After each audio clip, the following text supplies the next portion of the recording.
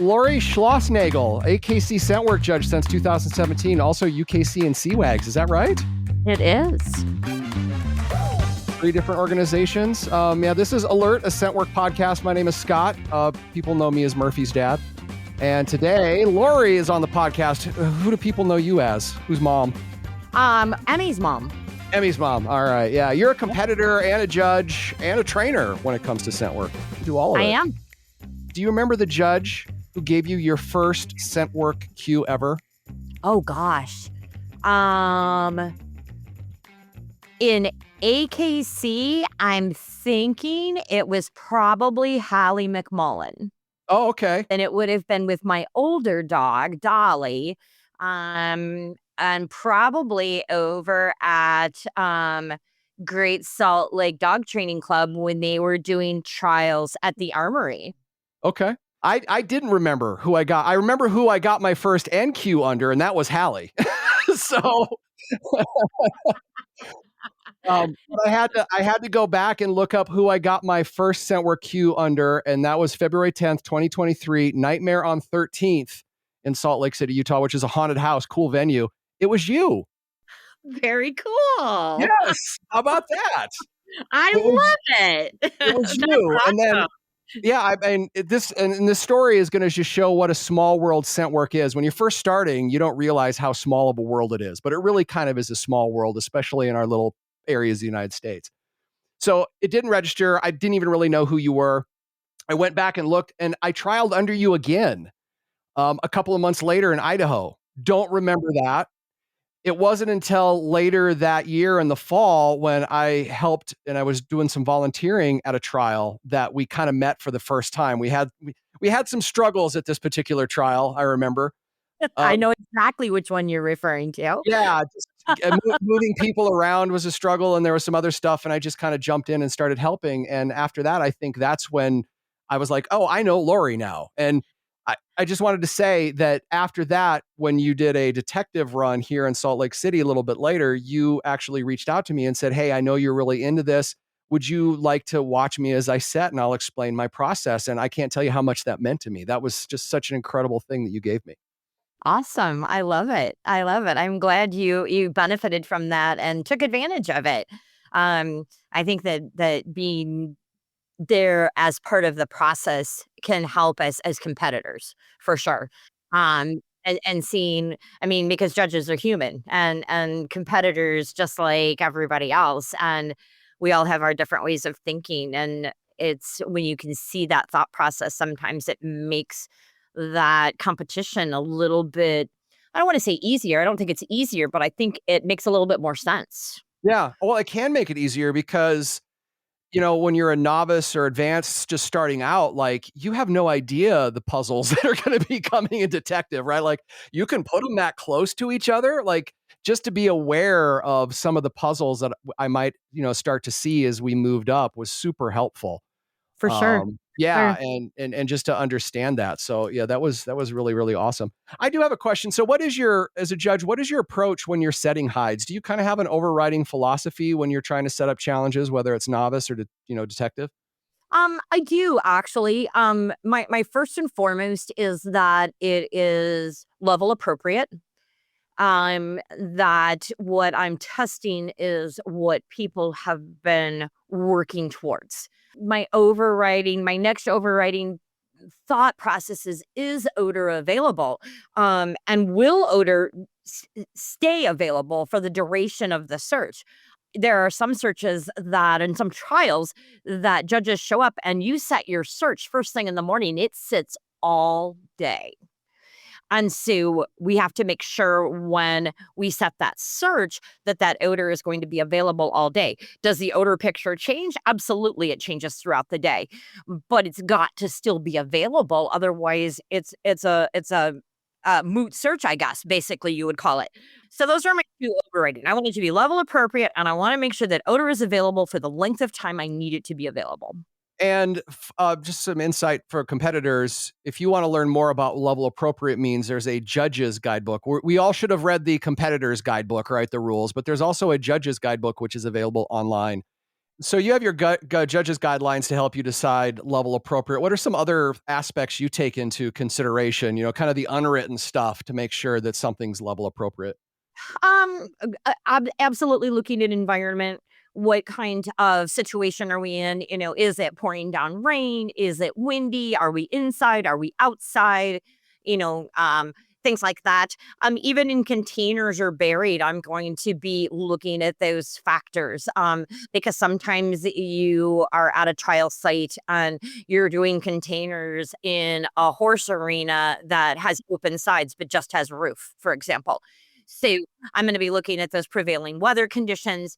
Um, I'm going to be trying to set my start line for novice in a position where the dogs are going to be encountering odor a little bit sooner potentially than a dog perhaps in excellent would need. If I'm inside a room, what kind of flooring do I have? Is it a gym floor? Is it carpet? Is it matting? Is it compressed dirt? What kind of flooring am I looking at, as far as how might my odor be traveling from one source to another or from one container to the next?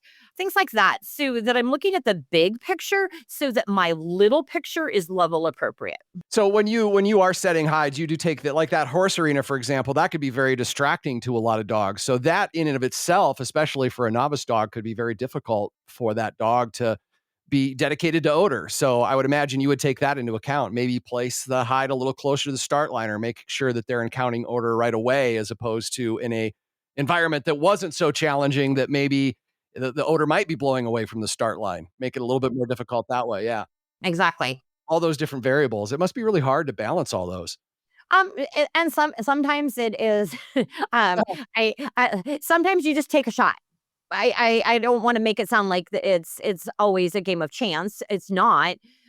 Sometimes you set up a search and we cross our fingers, because it might be, like, going back to the horse arena thing, it might be that, um every time a trailer or a truck goes by, it alters what my search looks like because it's that open air kind of thing.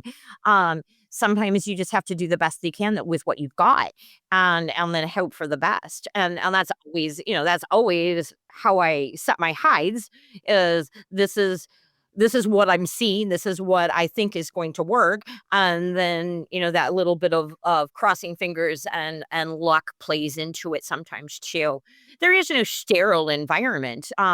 Honestly, one of the places that's the easiest to set is the haunted house because there's no HVAC. It's yeah, nothing moving air around other than just natural airflow. Exactly, exactly. And if you're in the interior parts of that particular space, you're not even dealing with doors opening and closing. Um, so it makes for really nice, solid, stable searches because you don't have that as a factor. In the detective, you mentioned, like, you focus mainly on the handler and not really on the dog skill, and I know that the dog skill is definitely part of it, like how many opportunities we're giving our dogs to see these odor pictures that they're gonna encounter in detective, but the handling is what really stuck out to you. Talk more about that. Oh, for sure. I think when you get to detective, and this is just a personal observation. I mean, there's not really any science to back it up or anything or any statistics. Our dogs by that time have seen so many odor pictures, and I kind of have that little personal private joke in my head. It's like if you would just let your dog go, you catch this. And now I'm afraid sometimes that, my dog does well in spite of me, you know? Oh, absolutely, absolutely, me too, absolutely. I am right there as a competitor with you on that, um, because the dogs are finding them, and the dogs are I you know, the age-old, most common statement I hear out of handlers' mouths is, "But that wasn't his usual alert."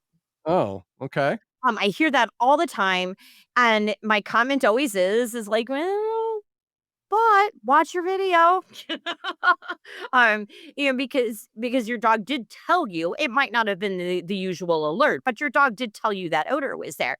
And so yeah, definitely in detective, it's about that handling. How to I call myself a Roomba. That is my biggest um that is my hardest thing is getting stuck in corners, getting stuck in areas. Just kind of wandering around randomly from place to place with no Right. real pattern or Bouncing yeah. off the corners, and my dog's like, "Mom, are you new?"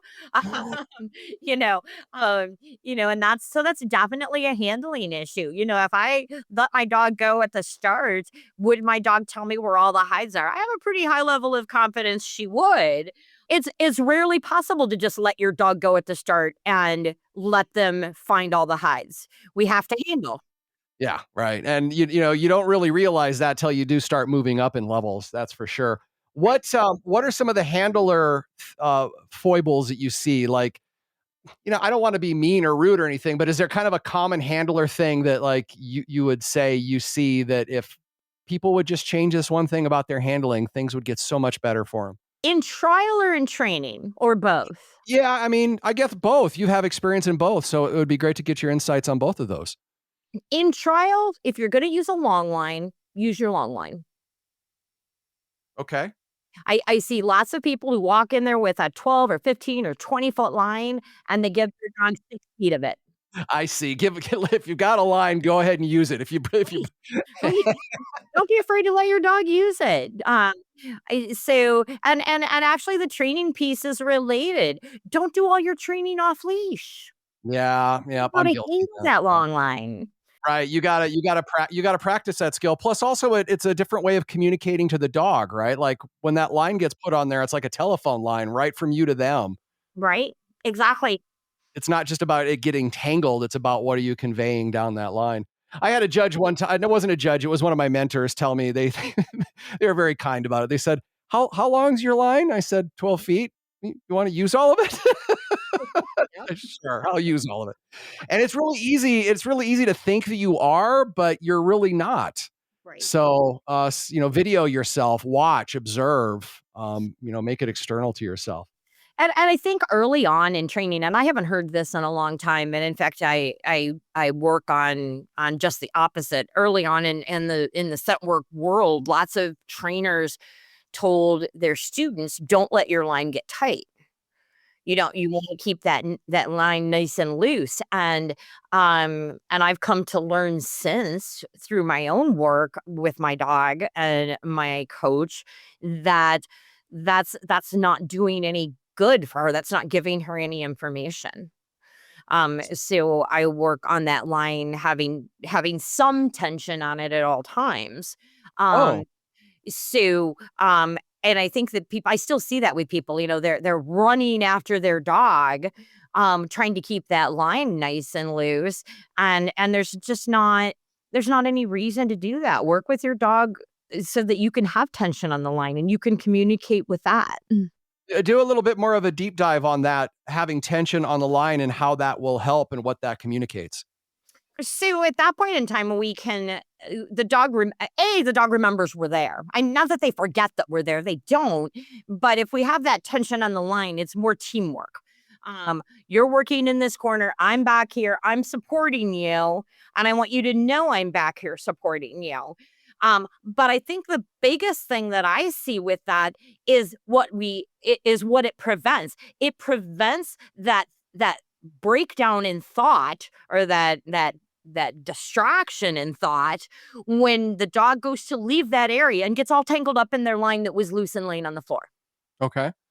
So if that you've got that little bit of tension in the line, it's up above their back a little bit, and you're watching them and you're helping them, and they're like, "I'm gonna turn right into you." Then you can gather in that line really fast, and you can be working with them instead of against them and untangling them. Right, like, all that untangling and all that business you're contending just is kind of distracting to the dog, it's taking them out of the moment. They're not able to do their job as efficiently, yeah. Handling's been something I've struggled with a lot lately because in the lower levels, I mean, the search areas are so small and it's so quick that really you don't have to handle. If you've done your training and your dog recognizes odor and goes to it, I mean, that's all that really needs to happen, right? But when you start moving up, that handling becomes so much more important.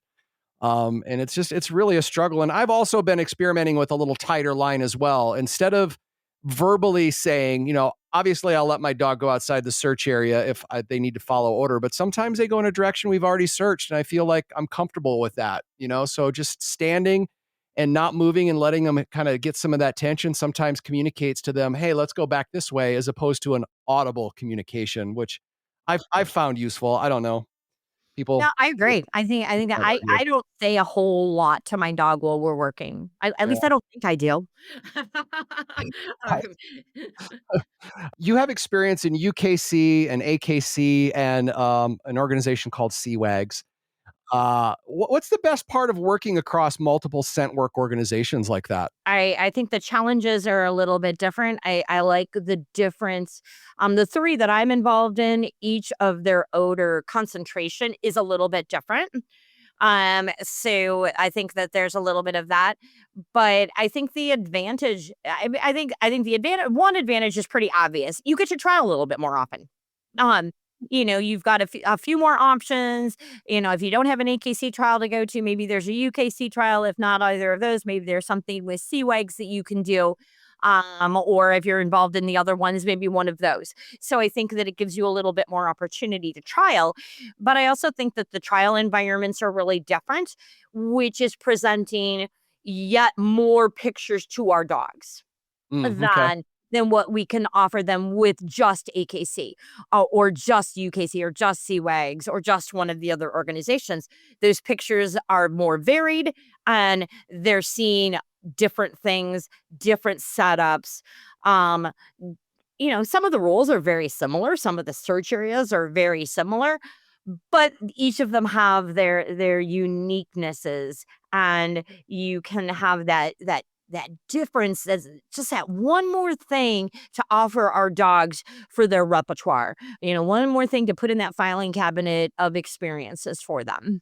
And this is probably a blanket statement. I'd imagine, where you go in the United States, this would differ as well. But I started in AKC and I love AKC, but then I started doing some UKC and I found out that when you're a novice, you can make a wrong call and still get to continue to search, which I think if somebody's particularly nervous, that might be, a good place for them to start trialing just because of that rule. I'm not saying it's good or bad. I'm just saying it is.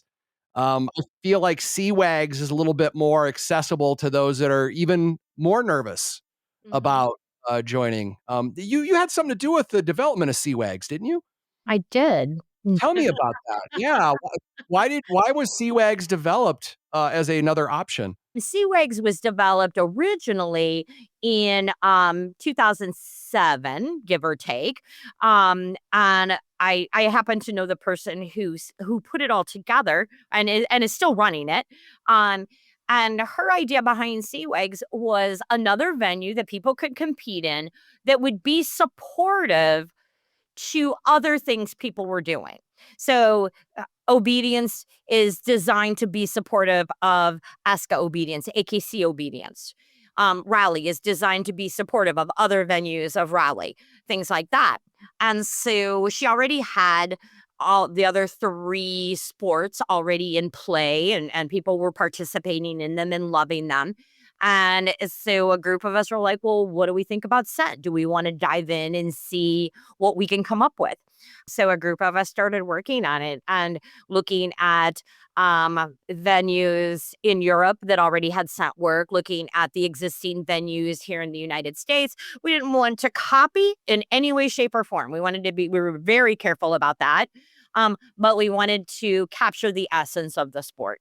And she adds things all the time. She just added a new section of classes that I haven't even had a chance to try yet, that is based on speed. That's pretty cool. And then ATC started, I don't know when they started developing it, but their first trial then was September of 2017. Yeah, and you were registered as a judge, what, 2018? Or was it 2017? 2017, I actually judged that very first trial. The very first trial you judged it. I did.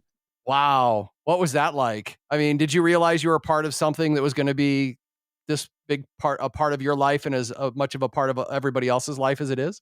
Um, no, I mean, from that perspective, absolutely not. I had no idea that it would take off the way that it did. What was that? I mean, did I know it was part of history? Absolutely. And I was super honored. And to have been pulled from, I mean, hundreds of judges. And there were 4 or 5 of us. I'd have to sit down and figure out exactly how many there were pulled to do that. And part of what they looked at was our involvement in other venues of scent work. So they wanted I thought that was kind of cool of them to want to have all of those different venues represented in their first judging panel. The first one was chaos. It was crazy. It was crazy because people were so excited. And people and nobody really, other than the couple of existing scent work venues, so many of those people had no idea how to train and be prepared for that trial. Um, they were just throwing they got in, they threw caution to the wind, and they're like, "Let's do it. Let's see what happens." What were some of the standout chaotic moments? Oh gosh. The and I don't even remember. I am a Malinois, Turf, a Shepherd, some kind of dog in that kind of category. Came into my novice interior, running into the room and jumps up on the table. Yeah, okay.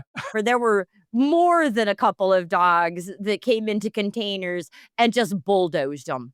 Just put their nose on that first one and just took every container to the other side of the room. Were the Q rates at that first one a little lower than what they what they are today? Oh, they probably were. I'd have to go back and look. I do still have all my paperwork. When I moved, of course, you only have to keep it for so long, but I did I did bring that with me just because I think it's kind of cool. I also heard that buried was actually buried back then. Buried in the upper levels at the novice level, it was in under bed boxes, so bigger surface area, less depth, and we used potting soil. It was a mess. There was nothing on top of them. There was no grate or anything.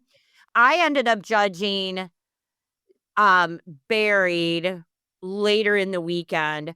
So I took it to a dirt parking lot because it kept getting spilled. And we would just move the whole search area over a row, and then it would get spilled again, and we'd move the whole search area over a row. Yeah, you're all just figuring things out. Like Yep. like you said, you didn't know. Exactly. So those are definitely the standouts. It was super fun. It was at the Roberts Center in Ohio, and it was a big multi-sport show.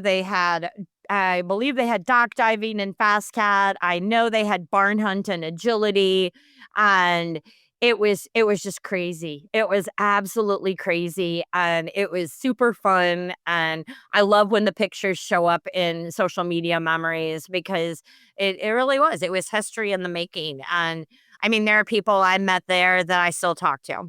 And names of people that you would recognize that now are big in the scent work world, and that was their very first trial. I want to circle back. Tell me about the upper levels of buried. That was actually buried in the ground, right? Like you had a drill and you drilled a hole in the ground. Yep, yep. I Yeah. literally never in however many trials, and I'd have to go back and look. I never had a single kill. Really? Wow. It was crazy, and we had to draw a little map, and then, um, and we put the drill out, and you didn't just drill holes for the hides, you had to drill holes for the dummies, because you needed dummies, because in order to find the hides again, your best option was to set dummies out too with fishing line on them so you could pull them up. Okay. Wow. It was crazy. It was absolutely crazy. I don't know if you've ever shown at the Blackfoot show in Idaho, but we were, like, on the horse track the time I did it up there, and we couldn't even get the drill to go into the ground. Oh We were, boy. like, pounding things, and oh my gosh, it was crazy. I know people don't love buried. I actually kinda like buried. I think it's kinda cool. And I know I don't like lugging the containers around, but I think it's an interesting concept. And I always try to remind people, were you around when it was Right. actually in the ground. It could be a lot worse for both judges and participants with no cues. That's just incredible. Wow. Exactly. When I'm a competitor, I'm out in the parking lot. Sometimes I call it parking lot chatter. I'm sure you're familiar with parking lot chatter, right? Absolutely. Uh, when there is a low Q rate like that, give us some insight as to like, is there anything in particular that you notice that happens? Is there a kind of a theme, or is it just a lot of different reasons that could go into that? Um, I mean, as a general answer to that, there's a lot of different reasons that could go into that. But if I'm seeing a really low Q rate, personally, I'm going to try to evaluate what I'm seeing. Is it an upper level and dogs are finding each of the hides, but no dog is finding all of the hides? That's Mm, a really big tell for me in those upper levels. If dogs are finding each of the hides, but just not finding all of them, or the handler's not calling finish at the appropriate time, but the dogs are finding hides, I'm going to rest a little bit easier. Because that tells me my odor's available, and it's just the luck of the draw, basically. Dogs are not finding all of them. The handler's not calling all of them. The handler's not calling finish at an appropriate time. dog skills. Maybe this one particular dog doesn't have skill in a high hide and the other ones did, that sort of thing. Exactly. If it's a lower level, I'm going to be a little bit more critical of the height itself. I have rerun classes. I actually had a situation this fall where it was it was one of those, I don't know if this is a handler issue, if this is a height issue. I was really going back and forth about what's going on in this class. I don't feel like the Q rate is what it should be based on what I'd seen. It was on my third day at a 3-day trial up there. I'd seen much better handling and much better searches. And so I was a little, ew, what's going on? And I went to pick up my search, and it was an advanced container search. I went to pick up my search, and somehow from one of the earlier searches in the weekend, a food distractor was still inside one of the containers. I didn't find it when I said it because there was also tissue paper inside the Mm, container. And so over the course of the class, the food, which happened to be a couple of peanuts, okay. um, worked their way loose. And I went to pick up that container and it Oh, I rattled. see. This is an advanced level where you can't have food Yeah, distractors. yep, yep, yep. So the dogs just had not encountered that, had not trained for it. So of course they're Exactly, exactly. So at that point in time, I went to the trialist and said, I mean, I have to rerun at least the dogs that NQ'd, give them the option to rerun, yeah, um, yeah. because that was not fair. Didn't take a ton of time because it was containers, thankfully. And so, but that was the only thing that I could do. So I'm going to be a little bit discerning. If I've had it happen in buried too, and I'll stop the search and I will check my containers or my bins and make sure that if it's water, there's no air bubbles. Make sure I've got a fresh hide in the sand. I might run a demo dog again. And I have found issues with that when I've gone back and done that. You also compete. I asked to watch you once and you laughed. I remember. Well, I have a feeling you laughed because there's I mean, tell me what it's like being a judge and a competitor and balancing those 2 things. I have a feeling it had something to do with that. I laughed probably because I feel like sometimes like I said, I've already confessed that I'm a Roomba. You know,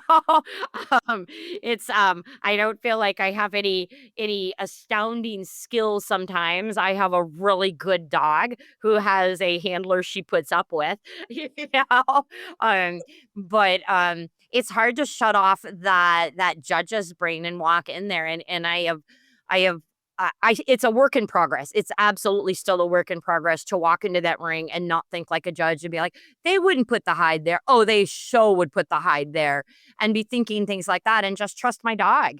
Yeah, I mean, it's different, right? I think for me, if I became a judge, I would laugh because, it's 2 very different skill sets. You could be an awesome judge and, and also when you're competing, things happen, but I think sometimes competitors, if they asked, "Hey, could I watch you?" I'd be like, they're expecting to see this superstar, which might not necessarily be the case, right? Just because I can do one doesn't mean I'm a superstar at the other or vice versa. So, Exactly. My favorite trials, I that was one advantage to moving. It's been kind of nice to go and be be unknown. I'll tell you, the stress of competing can get to the best of us, even if we're judges, right? Exactly. I very strongly and I very freely share this story all the time with people about distractions. I go to the briefing. The judge says, These are your distractions. Look and see where they're at. Do not call a hide near a distraction. There is not a hide near the distractions. Laurie walks right in and calls a distraction. Outstanding work. That's Right? fabulous. Right? It's just like, it was in the moment. You're just not, you're trying, especially when you're trying to think like a competitor, Yeah. you It sounds know? like you've got even more going on, right? Because you're telling yourself, all right, don't think like a judge. Think like you've got like all this mental energy being expended Right. in a way that the rest of us probably don't. So, Right. For sure. For sure. all right, Laurie, I'd like to wrap up with a thing that I want to try here called 7 questions. And the premise here is I'm going to just ask you 7 questions, and I just want the quickest, fastest answer that you can give me. So whatever comes to top of mind, and I'm just looking for a sentence or two. Are you ready? Yep. All right. You're the first one to ever do this, so let's see how this works out. Woo. All right. When you're judging, beyond seeing competitors successful, you love it when? People are having fun with their dogs. Is there a type of search that you think teams often underestimate? Containers. One piece of advice to your beginner self in scent work, what would that be? Don't stress the little things. What's one thing you wish competitors knew about being a judge? How much of our heart we put into it. Oh, I love that.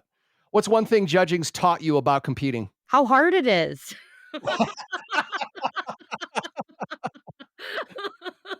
How so? How so? Just the mental game. How challenging that can be. Judges setting good searches is hard. Competitors searching good searches is hard. We all have really, really challenging jobs that we're preparing for. What is Emmy's favorite award after a great search, or any of your dogs that you've had? Oh, Emmy's a chow hound. Emmy is my beagle. Emmy loves food, food, food. Food is life. But I think what she really loves is just that walk back to the car. You can tell how proud she is of what she's just done. And I think that while she loves that food reward after each hide, I think she is happy to walk through that crowd of people, that parking lot, like she owns the world. What do you think competitors say about your searches? Oh gosh, what do I think they say? Yeah, what do you think they say? Have you ever thought about that, or is that dangerous Oh, yeah. territory? I think that they probably say, oh, All right, I'll give you another option. What do you think they say, or what do you hope they say about your okay. searches? I hope they say what that I've met my goals, that they're level appropriate, and that odor is available. What I also more so hope that's my goal, but the other thing I hope they're saying, and I think they say this because I do see people over and over again, is that my searches are fun. What's your advice to a competitor that's had a rough day? How should they process that? How should they deal with that? Have a nice dinner, have your beverage of choice, lay on the couch or lay on the hotel bed and watch your favorite show with your dog. Tomorrow's a new day. And bonus, do you have a signature distractor that you use in your searches? I've noticed some judges have signature distractors that they bring with them. Do you have one? I do actually. I have a toy that was it's a fleece tug toy with it looks like a flower. It's been fashioned to look like a flower, and I use it in a huge number of my searches, not 100%, but it is in memory of Wendy McCleary, who was a beagle person from Great Salt Lake, who was instrumental in the dog world for a number of years. And she passed away during COVID. And she had beagles, and she was a great friend and a great mentor. And so you will often see that toy in my search areas to honor her memory. And it just reminds me that we're all here and our time is short. So enjoy it while we're here. That is an amazing way to end this very first episode. Laurie, thank you so much for being on the podcast. I certainly appreciate it. If somebody wants to learn more about Laurie, they can go to her website, sidebyside.dogtraining.com. Also available on social media, Facebook, it's Side by Side Dog Training, Instagram at SideBySideSC, which I imagine stands for South Carolina. It does. If somebody wanted to connect with you, are you open to that? Absolutely. Feel free to contact me. I'd love to talk scent with you. Great. And of course, she's available to, any judging assignments that you have, reach out to Laurie. I can speak from personal experience. She's a great judge and a lot of fun to show under. So Laurie, thank you so much for being on Alert, a Scent Work podcast. Thanks, Scott.